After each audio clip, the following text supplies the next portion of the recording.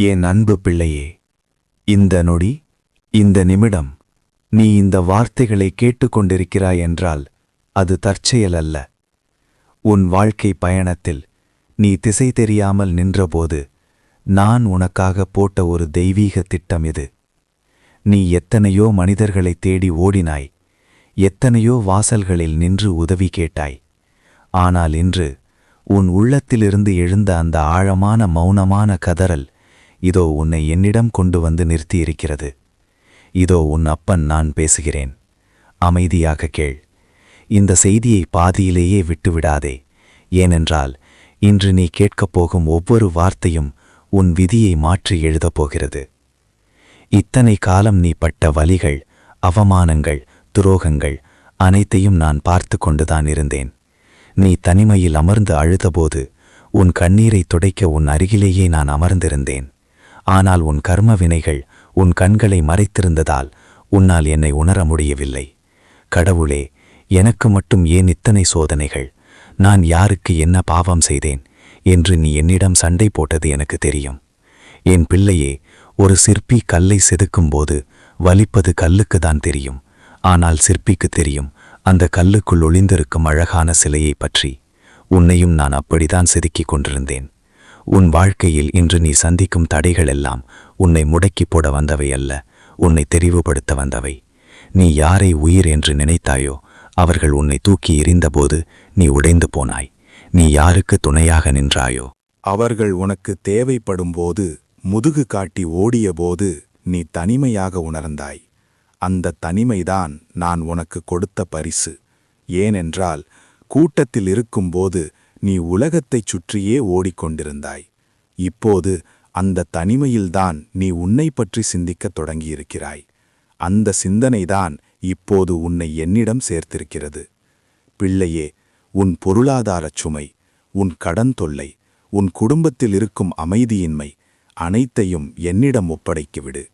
என்னால் முடியவில்லையே என்று நீ வருந்தும் அந்த இடத்தில்தான் என் அருள் தொடங்குகிறது. நீ இதுவரை உன் அறிவை பயன்படுத்தி போராடினாய்.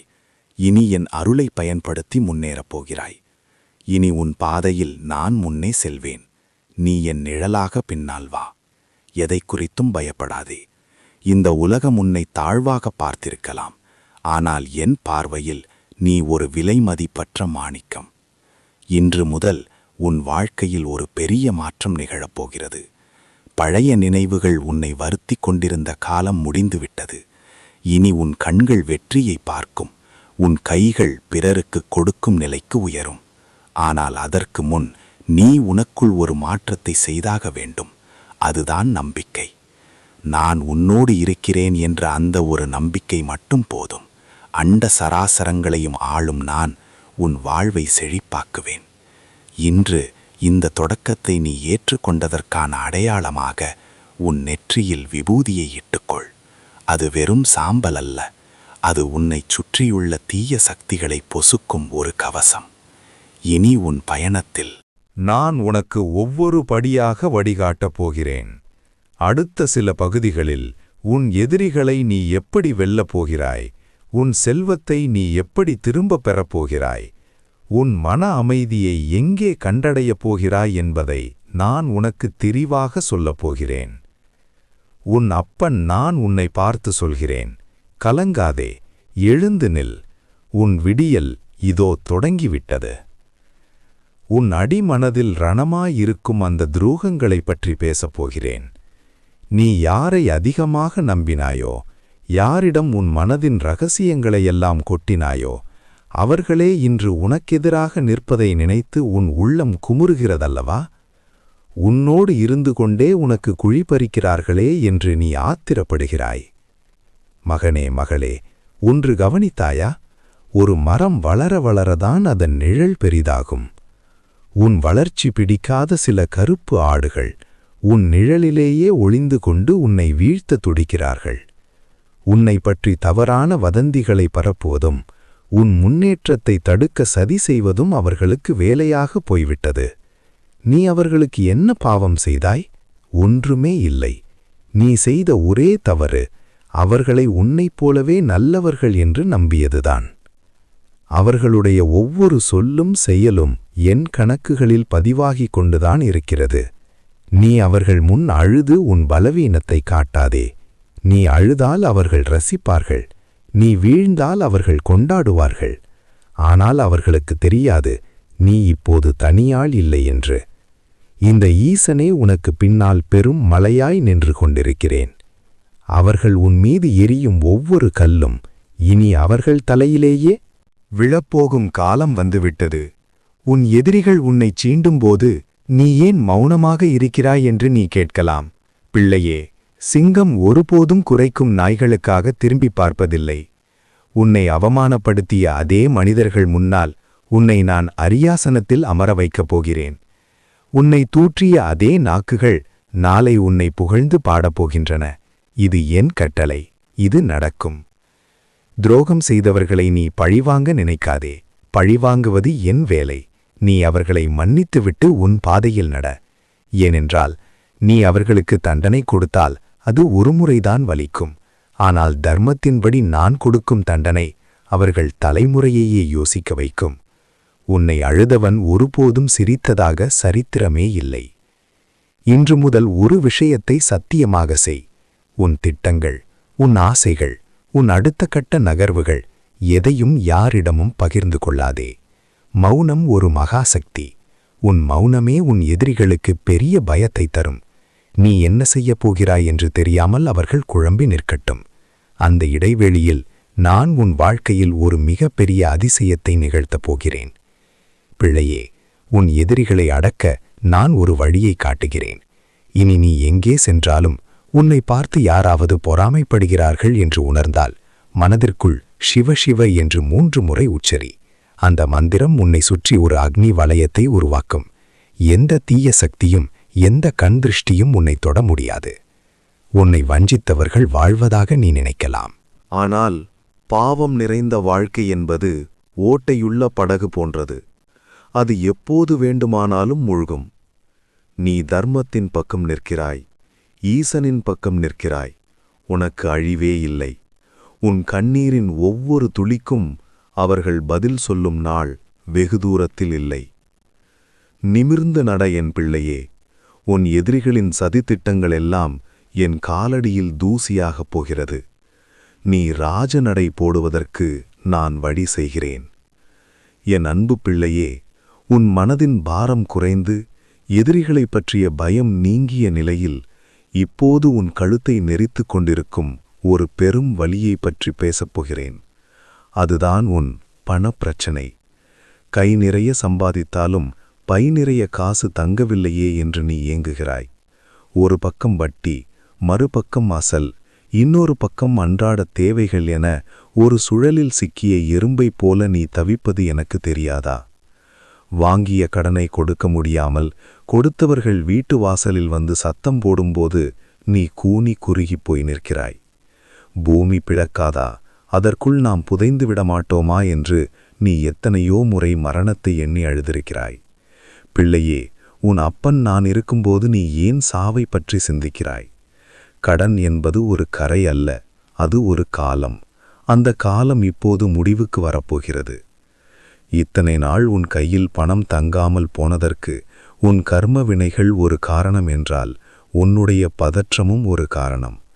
பணமில்லையே பணமில்லையே என்று நீ எந்நேரமும் பற்றாக்குறையை பற்றியே சிந்தித்துக் கொண்டிருந்தால் அந்த பற்றாக்குறைதான் உன்னை தேடி வரும். இன்று முதல் ஒரு மாற்றத்தை செய். உன்னிடம் இருக்கும் ₹1 கூட என் பிரசாதம் என்று நினைத்து அதை மதித்து போற்று. மகனே மகளே, நீ இழந்த செல்வத்தை மீட்டுத் தருவது என் பொறுப்பு. நீ இதுவரை யாருக்கெல்லாம் கொடுக்க வேண்டுமோ அந்த பட்டியலை என் காலடியில் வைத்துவிடு. ஈசா, இது என் சுமையல்ல, உன் சுமை என்று முழுமையாக என்னிடம் ஒப்படைத்துவிடு. நீ எப்போது பாரத்தை இறக்கி வைக்கிறாயோ அப்போதுதான் நான் அதை தூக்க முடியும். நீயே பிடித்து கொண்டிருந்தால் நான் எப்படி உதவி செய்ய முடியும்? விரைவில் நீ எதிர்பார்க்காத ஒரு திசையிலிருந்து உனக்கு தன லாபம் வரப்போகிறது. வராது என்று நீ கைவிட்ட ஒரு பழைய கடன் வசூலாகும். அல்லது உன் உழைப்பிற்கு ஏற்ற ஒரு பெரிய வாய்ப்பு உன் கதவை தட்டும். ஆனால் ஒன்று நினைவில் கொள், பணம் வரும்போது நீ பழைய கஷ்டங்களை மறந்துவிடக்கூடாது. உனக்கு வரும் வருமானத்தில் ஒரு பகுதியை உன்னைவிட ஏழையாக இருப்பவர்களுக்கு தர்மம் செய். நீ ஒரு கை கொடுக்கும்போது நான் உனக்கு 1000 கைகளை நீட்டுவேன். கடன் கொடுத்தவர்கள் உன்னை துரத்தலாம், ஆனால் உன் விதியை அவர்களால் துரத்த முடியாது. உனக்கான ராஜயோகம் கனிந்துவிட்டது.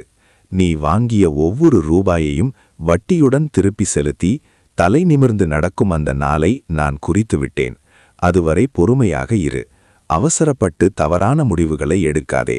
தற்கொலை என்பது தீர்வாகாது. அது உன்னை நம்பியிருப்பவர்களுக்கு நீ செய்யும் துரோகம். இன்று முதல் வியாழக்கிழமை தோறும் ஒரு நெய் தீபத்தை ஏற்றி உன் பணப்பிரச்சனைகள் தீர வேண்டும் என்று மனதார வேண்டிக்கொள். உன் கல்லாப்பெட்டியிலும் பீரோவிலும் ஒரு சிறிய மஞ்சள் துணியில் ஒரு துண்டு பச்சை கற்பூரத்தையும் ஒரு ஏலக்காயையும் போட்டு வை. அது லக்ஷ்மி கடாட்சத்தை ஈர்க்கும் ஒரு எளிய வழி. பிள்ளையே, வறுமை என்பது உன் நிரந்தர முகவரி அல்ல. அது நீ கடந்து செல்லும் ஒரு சிறிய பாதை மட்டுமே. அந்த பாதையின் முடிவில் ஒரு பெரிய மாளிகை உனக்காக காத்திருக்கிறது. உழைப்பை உயிராக்கு, நம்பிக்கையை உரமாக்கு. மீதியை நான் பார்த்துக் கொள்கிறேன். உன் கடன் சுமை பனி போல உருகப் போவதை நீயே காண்பாய். அஞ்சாதே மகனே, உன் இல்லத்தில் இனி ஐஸ்வர்யம் தாண்டவமாடும். செல்வமும் புகழும் இருந்தாலும் அதை அனுபவிக்க ஆரோக்கியமில்லையே என்ற ஏக்கம் உனக்குள் இருப்பதை நான் அறிவேன். சமீபகாலமாக உன் உடலில் ஒரு சோர்வு, மனதில் ஒரு இனம் புரியாத பயம் குடிகொண்டிருக்கிறது. மருத்துவரிடம் சென்றால் எல்லாம் நன்றாக இருக்கிறது என்கிறார்கள்.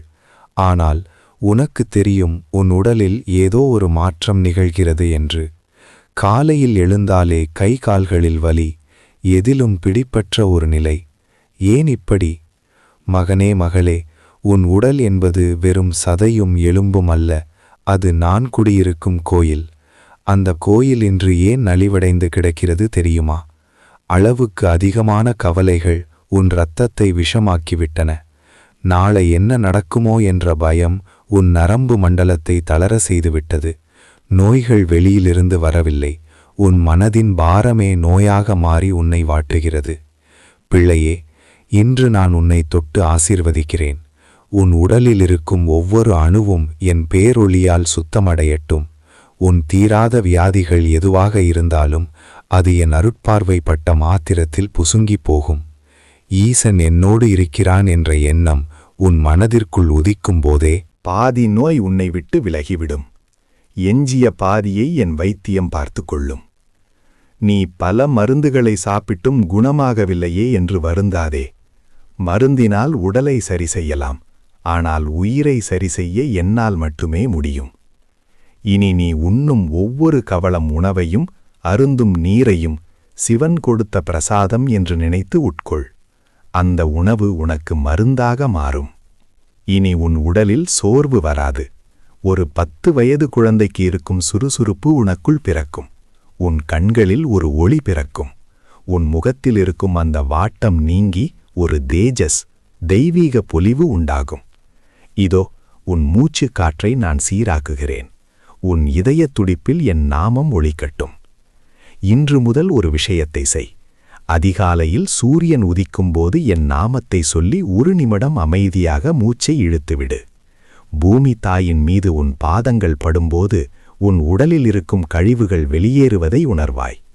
முடிந்தால் ஒரு செம்பு பாத்திரத்தில் நீர் வைத்து அதில் ஒரு வில்வ இலையை போட்டு இரவு முழுவதும் வைத்திருந்து காலையில் அந்த நீரை அருந்து. அது சாதாரண நீர் அல்ல, என் கைலாயத்தின் தீஸ்தம். அது உன் உடலில் இருக்கும் நச்சுக்களை அழிக்கும். உன் ஆரோக்கியத்திற்காக நீ செய்த செலவுகள் இனி குறையும்.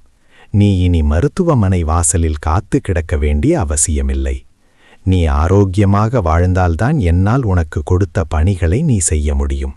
அதனால் உன் உடலை பேணுவது உன் கடமை. அதை காப்பது என் பொறுப்பு. பயப்படாதே என் கண்மணியே, உன் ஆயுளை நான் நீட்டிக்கிறேன்.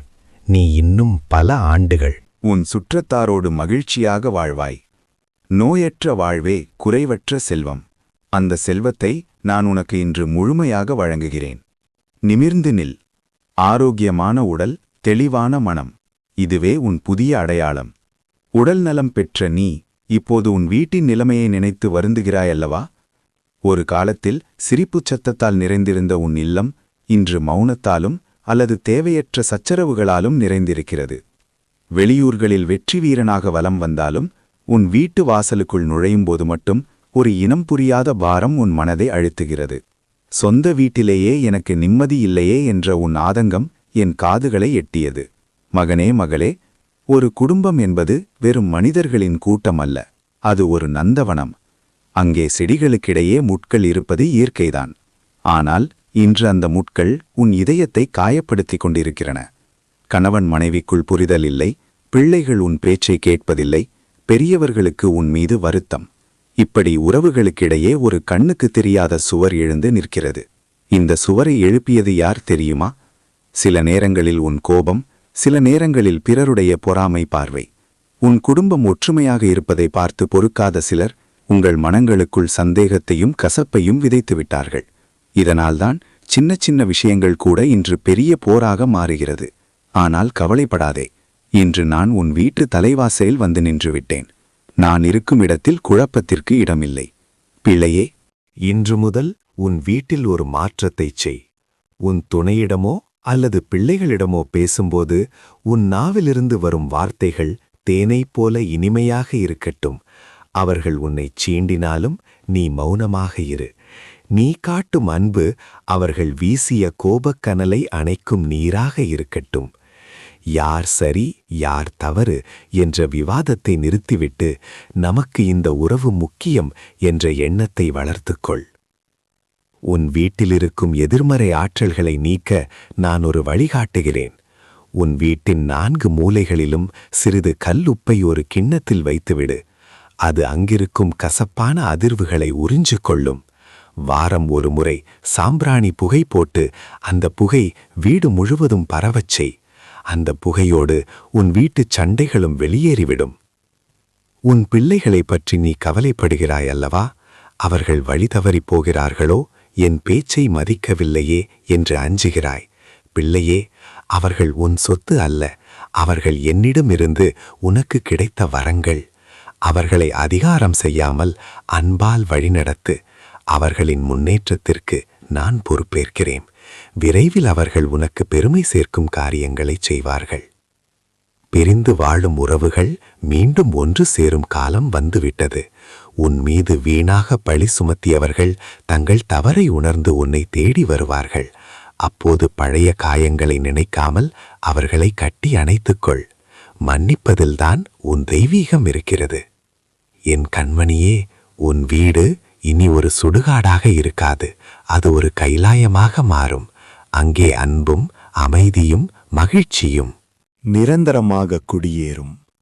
மாலையில் உன் வீட்டு விளக்கு எரியும்போது அங்கே என் அருள் ஒளியும் பிரகாசிக்கும். பயப்படாதே, உன் குடும்பத்தை நான் என் கரம் கொண்டு காப்பேன். இனி உன் இல்லத்தில் மங்கள ஓசை மட்டுமே கேட்கும். என் அன்பு பிள்ளையே, குடும்பத்தின் பாரத்தை சுமக்க நீ எடுக்கும் முயற்சிகளெல்லாம் ஏனோ பாதியிலேயே நின்றுவிடுகிறதே என்று நீ தவிப்பது எனக்கு தெரியும். உழைப்பில் உனக்கு சளைத்தவன் யாரும் இல்லை. ஆனால் உன் உழைப்பிற்கேற்ற அங்கீகாரம் இன்னும் உனக்கு கிடைக்கவில்லை. வேலையில் உனக்கு கீழ் இருந்தவன் மேலே சென்று விட்டான். தொழிலில் உனக்கு பிறகு வந்தவன் கோடிகளை ஈட்டுகிறான். ஆனால் நீ மட்டும் இன்னும் அதே இடத்தில் தேங்கி நிற்பதாக நினைக்கிறாயல்லவா? மகனே, மகளே, ஓடும் நதி எப்போதும் ஒரே வேகத்தில் இருக்காது. சில இடங்களில் அது அமைதியாகத்தான் நகரும். ஆனால் அது கடலை நோக்கி போய்க் கொண்டுதான் இருக்கிறது. உன் வாழ்க்கையிலும் இந்த தேக்கம் வீழ்ச்சி அல்ல, இது ஒரு இடைவெளி. நீ இதுவரை செய்த தவறுகளை திருத்திக் கொள்ளவும் இன்னும் பெரிய வெற்றியை தாங்கும் அளவுக்கு உன்னை பக்குவப்படுத்தவும் நான் கொடுத்த அவகாசம் இது. உன் அலுவலகத்தில் உனக்கு எதிராக சூழ்ச்சி செய்பவர்களை பார்த்து கலங்காதே. அவர்கள் உன்னை பதவியிலிருந்து இறக்க நினைக்கலாம். ஆனால் உன் திறமையை அவர்களால் திருட முடியாது. உனக்கு வரவேண்டிய பதவி உயர்வு, உனக்கு கிடைக்க வேண்டிய ஊதிய உயர்வு எங்கும் போகாது. எவன் ஒருவன் உன் முன்னேற்றத்தை தடுத்தானோ அவன் கண் முன்னாலேயே உன்னை நான் உயரத்தில் அமர வைப்பேன். வியாபாரம் செய்பவர்களே, உங்கள் கல்லாப்பெட்டி காலியாக இருப்பதாக வருந்தாதீர்கள். இன்று வியாபாரம் இல்லையே என்று கவலைப்படுவதை நிறுத்துங்கள். இனி உங்கள் கடைக்கு வரும் வாடிக்கையாளர் ஒவ்வொருவரையும் என் ரூபமாக நினையுங்கள். கனிவான பேச்சும் நேர்மையான உழைப்பும் இருந்தால் போதும். குபேரனை உங்கள் வாசல் தேடி வரவழைப்பது என் பொறுப்பு. நீ புதிய தொழில் தொடங்க நினைத்தால் இதுதான் சரியான நேரம். பயத்தை போக்கிவிட்டு முதல் அடியை எடுத்து வை. உன் கைப்பட்டால் இனி மண்ணும் பொன்னாகும். முடங்கி கிடந்த ஒப்பந்தங்கள் மீண்டும் உயிர் பெறும். தடைப்பட்டு கொண்டிருந்த அரசு காரியங்கள் தடையின்றி முடியும். நீ இதுவரை கண்டிராத ஒரு பொருளாதார வளர்ச்சியை அடுத்த சில மாதங்களில் நீ காண்பாய். பிள்ளையே, ஒரு இரகசியத்தை சொல்கிறேன். நீ செய்யும் வேலையை வேலையாக பார்க்காதே, அது எனக்கு செய்யும் பூஜையாக நினை.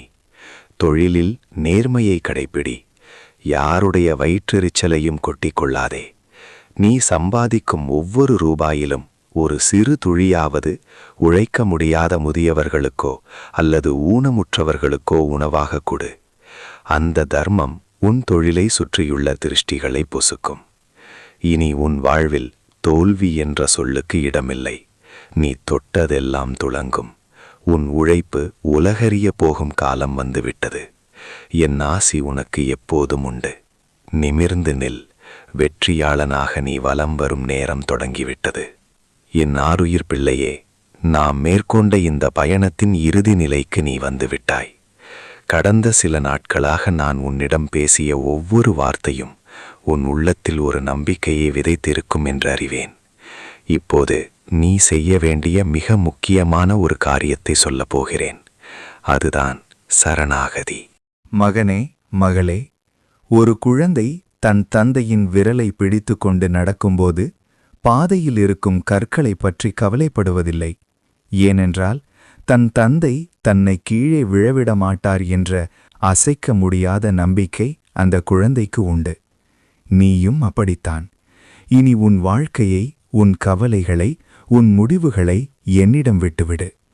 ஈசா, இனி நான் உனது. நீ எங்கு அழைத்துச் சென்றாலும் நான் வருகிறேன் என்று எப்போது நீ முழுமையாக ஒப்படைக்கிறாயோ அப்போது உன் சுமைகள் அனைத்தும் என்னுடையதாகிவிடும்.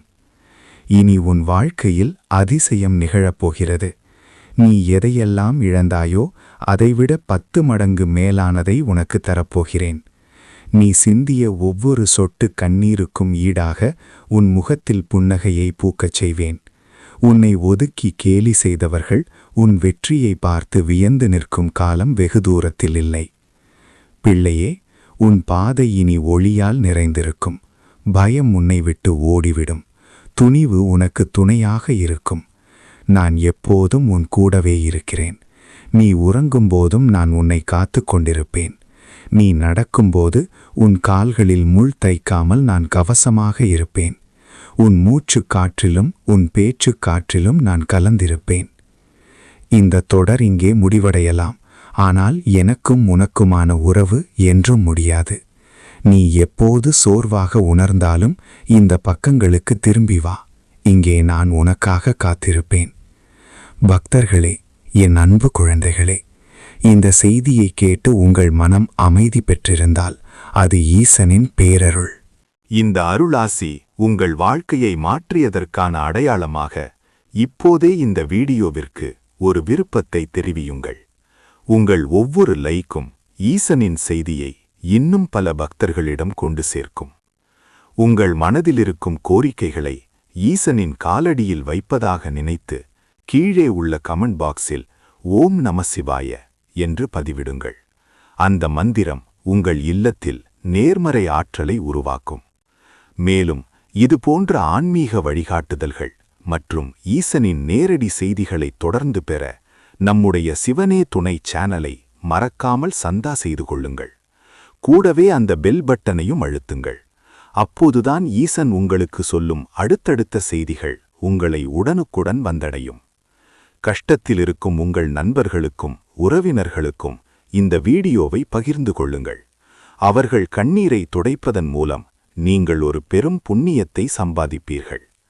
எல்லாம் வல்ல ஈசன் உங்களையும் உங்கள் குடும்பத்தையும் சகல சௌபாக்கியங்களோடும் காப்பாராக. திருச்சிற்றம்பலம். தென்னாடுடைய சிவனே போற்றி, எந்நாட்டவர்க்கும் இறைவா போற்றி.